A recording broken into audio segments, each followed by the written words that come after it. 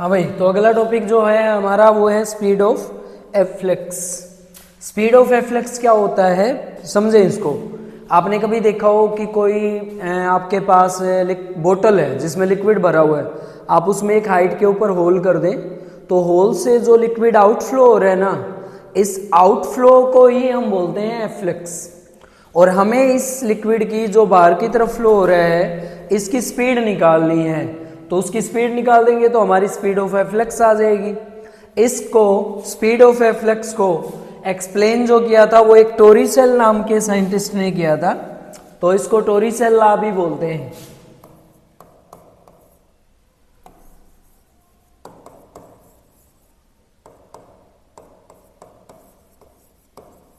टोरिसेल law, ठीक है। चलो समझते हैं इसको क्या है। पहले तो इसकी डेफिनेशन लिख लें। डेफिनेशन तो क्या है, स्पीड ऑफ एफ्लेक्स एक मीनिंगफुल आपके पास वर्ड है। Efflux word mean out flow of liquid.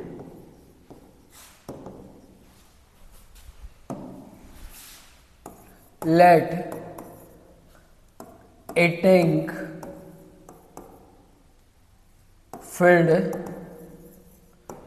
into liquid at some height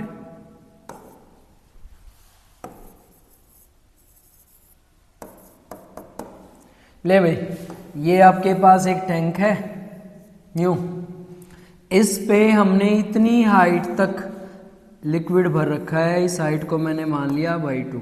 तो कहाँ तक है लिक्विड एट हाइट y2, ठीक है। यहां एक होल कर दिया छोटा सा,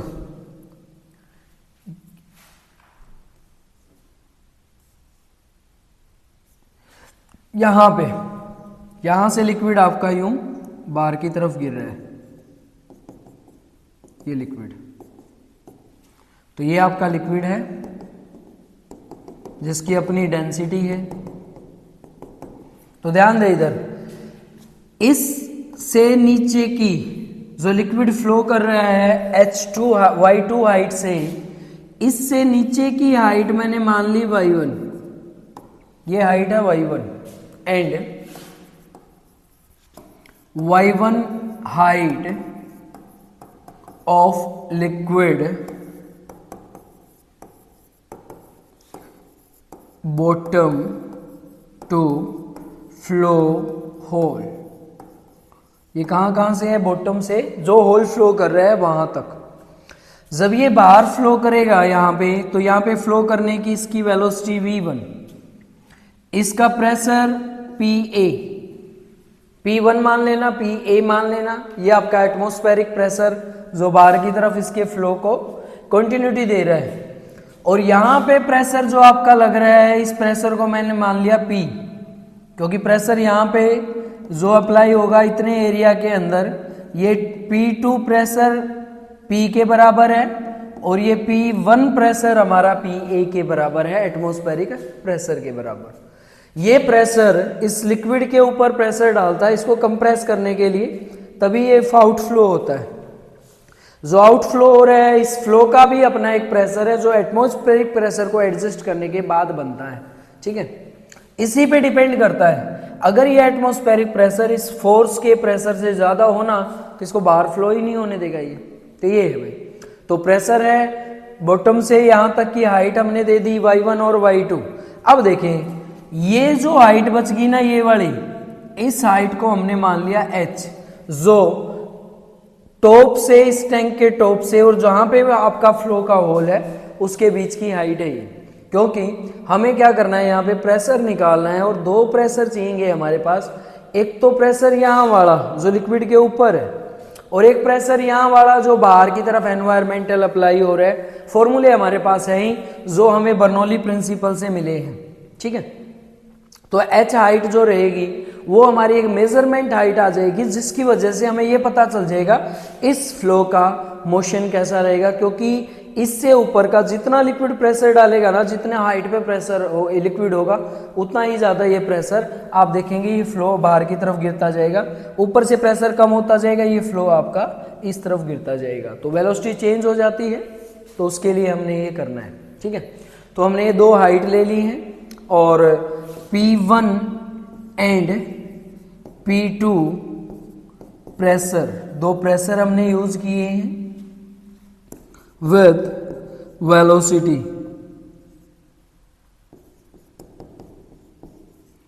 v1 एंड v2, ठीक है।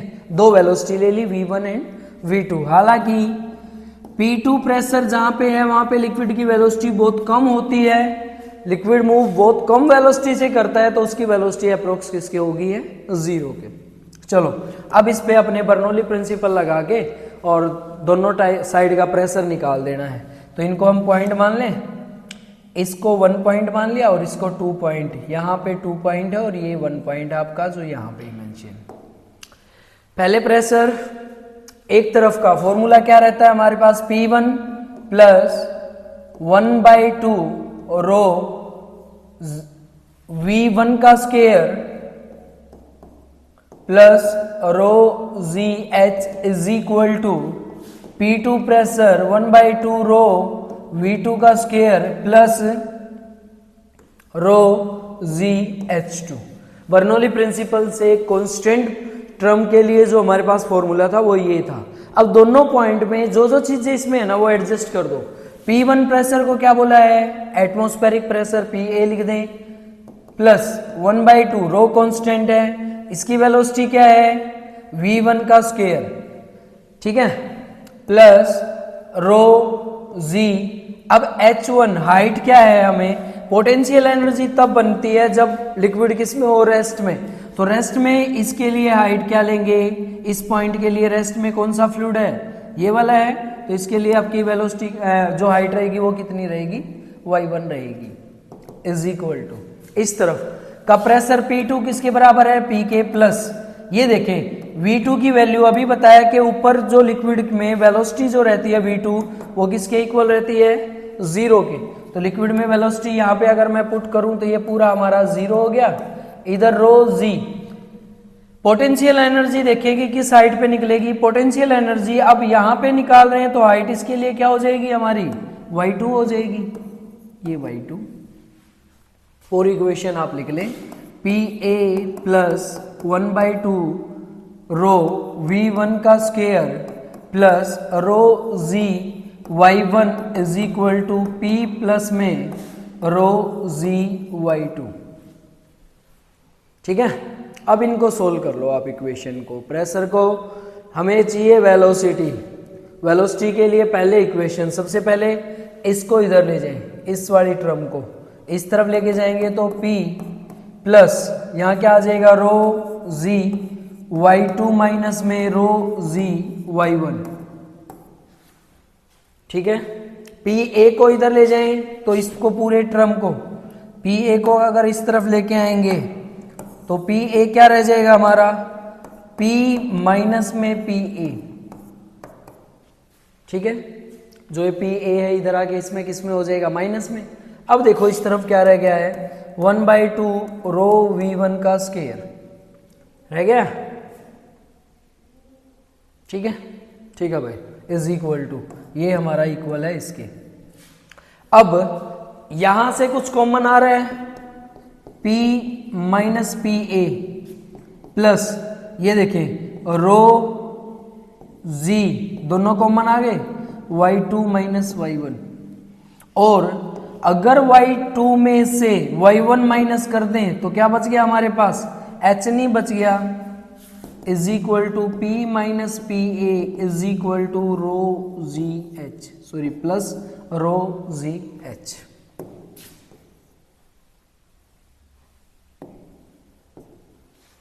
क्या रहेगा हमारा रो ZH। इस तरफ क्या बचा हुआ है, 1/2 रो V1 स्क्वायर। अब इसको सोल्व कर लो आप लोग, इसको सोल्व करोगे तो 2 को उधर ले जाए। अच्छा इसको भी चेंज कर लो, चाहे P माइनस में PA, जो टोटल प्रेशर था वो माइनस में PA को माइनस करोगे तो भी प्रेशर हमारा P रह जाएगा। सेम रखना है तो सेम रख लो, ठीक है। इसको आप रो को रो जी एच हमारे पास रह गया है। हमें चाहिए वेलोसिटी, तो वेलोसिटी के लिए एक बार पहले पूरा फॉर्मूला लिख लें, रो V1 का स्क्वायर इज इक्वल टू, अच्छा इसको मैं लिख रहा हूं rho g h plus P minus PA, कोई दिक्कत नहीं है, आगे पीछे लिखा है बस। वेलोसिटी चाहिए तो V1 का स्क्वायर इज इक्वल टू, 2 को इस तरफ लेके जाएंगे तो 2 क्या आ जाएगा हमारा, 12 आ जाएगा, दोनों के साथ मल्टीपल रहेगा ना, ये rho g h plus P minus PA। ये रो को इस तरफ लेके जाएं तो इसके बाय में भी रो और इसके बाय में भी, पूरे के बाय में रो रहेगा। ये रो से रो तो क्या हो जाएगा, कैंसिल हो जाएगा। तो V1 वेलोसिटी मान लेते हैं V1 को, क्योंकि बाहर की ही हमने वेलोसिटी निकाली थी तो उसको velocity V1 is equal to आप बोल देना V1 is equal to V। तो V is equal to square करोगे तो इस पूरे का स्क्वायर 2, यहाँ क्या बच गया हमारे पास, रो से रो कैंसिल करना है बेटा,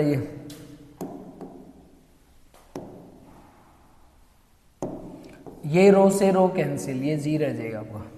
तो इधर रह गया आपका GH, ठीक है, प्लस 2 को दोनों साइड में ले जा रहा हूं अंदर, ये P माइनस PA और इसके बाय में क्या है रो, ये रूट में है, ये आपकी क्या रहती है वेलोसिटी, ठीक है। जब इसको आप सोल्व करते हो प्रेशर रख के और प्रेशर को डेंसिटी में रख के, तो आपके लिए इक्वेशन आ जाती है जिसको हम बोलते हैं इक्वेशन ऑफ कंटिन्यूटी। तो velocity of efflux according to Torricelli हमारा V इज इक्वल टू किसके बराबर रहेगा, इसके बराबर। अगर इस टोटल प्रेशर में से प्रेशर को माइनस कर दें और ये प्रेशर हमारा दोनों बराबर रहता है तो 0 अगर हो जाता है तो अकॉर्डिंग टू टोरिसेल लॉ वेलोसिटी का फॉर्मूला जो रहता है वो रहता है 2GH। तो ध्यान रखना ये टोरिसेल लॉ का कंटिन्यूटी ऑफ इक्वेशन के लिए वेलोसिटी है।